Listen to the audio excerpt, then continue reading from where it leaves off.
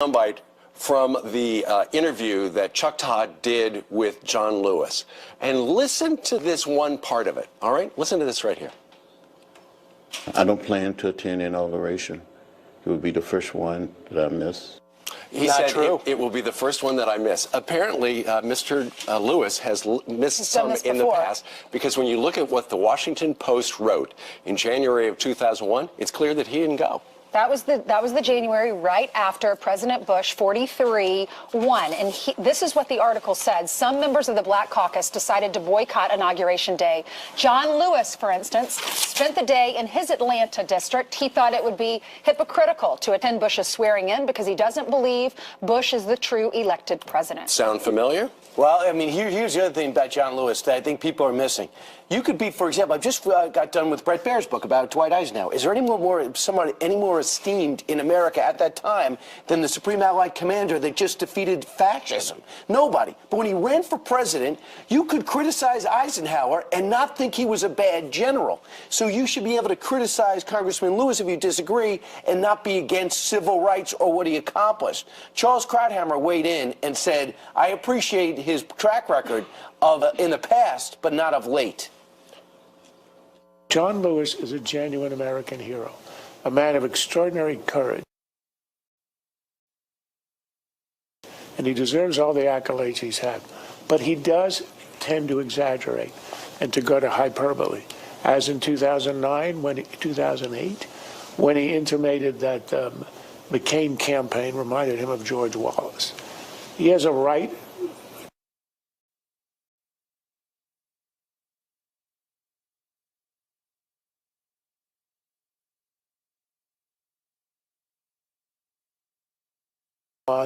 but you should be cognizant of the moral weight he carries.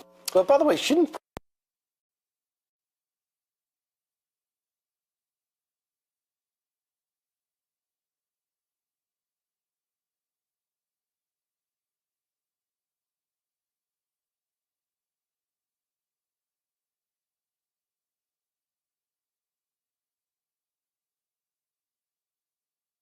Obama be saying something? I mean, that's something Reince Priebus brought up on Sunday, but the more you think of it, I know he set an example, and I think he said some great things, and you mentioned the Chief of Staff, Dennis McDonough, also said this guy won the election. We've said that all along. But couldn't President Obama say, listen, why do you guys should come together? He's got over 300 electoral votes. You won 30 out of 50 states. Why do you expect that he would? You have Brian Fallon, who ran Hillary's campaign, friends with the Obama administration folks, and he's saying he expected President Obama to do more. People are saying this country is divided more than ever. It's politics. It's setting up the Donald Trump next 4 years. They're trying to diminish him. Look, as we have detailed with this bouquet of sound bites, John Lewis, without a doubt, a historic figure, is a very politically leftist guy. He's been rated, I've got the fact right here, the liberal group Americans for Democratic Action says Lewis has a perfect liberal voting record. It looks like a lot of politics, but then again, when you look at what's going on in the urban community, it's interesting, last night Tucker Carlson had an ex-Black Panther on by the name of Mason Weaver, who is also an author, and he said people like John Lewis not helping the people in their district. Listen. The Congressional Communist Black Caucus that has every district they own and control is a ghetto hellhole. It's a place that no one wants to go to. They're in control of every inner city school system, every inner city police, every inner city jail. They have produced nothing but drugs and misery. Black-owned businesses, black-owned housing has been reduced. They have presided over the destruction of black people. They should be ashamed of themselves, and I don't understand why any black person could be a Democrat. Wow. So that obviously he has changed his philosophy. But I'll tell you this, a lot of black leaders have gone to see Donald Trump and gotten huge backlash, one of which went there a couple of weeks ago. I spoke to him offline. Number two, Steve Harvey, a few days ago. He said he cannot believe the hate that came his way via social media. Kanye. All of our children. There you've got some of the heads of the nation's leading teachers unions doing their best to discredit the nominee for Secretary of Education, Betsy DeVos, as she heads for her confirmation hearing later on today in Capitol Hill because of her endorsement of school choice. But our next guest says that's just what American students need. Joining us right now is the president for the Center for Education Reform, Jeannie Allen. Jeannie, good morning to you. Good morning. It's interesting.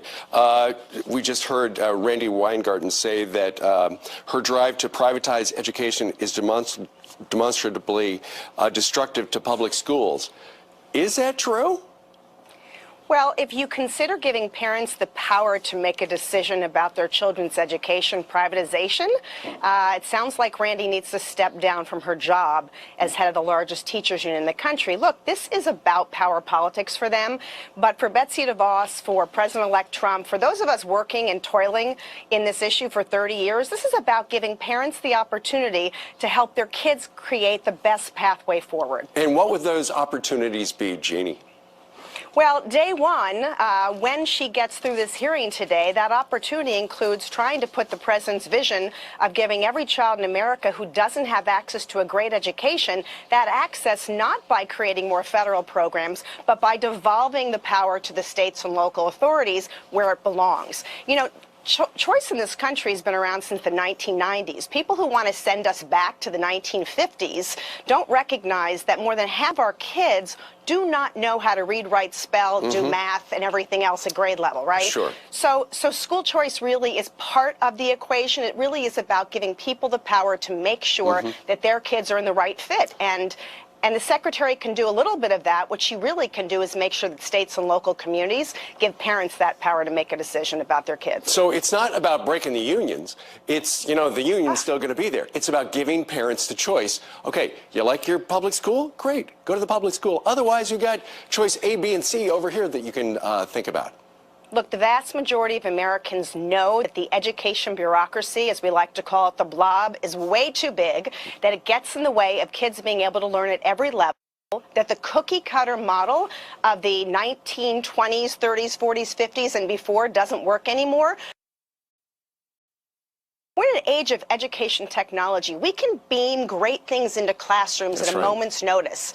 We need to keep up and step up. We are losing our competitive edge. We've lost it largely to other comparable countries. And education is the key to economic prosperity.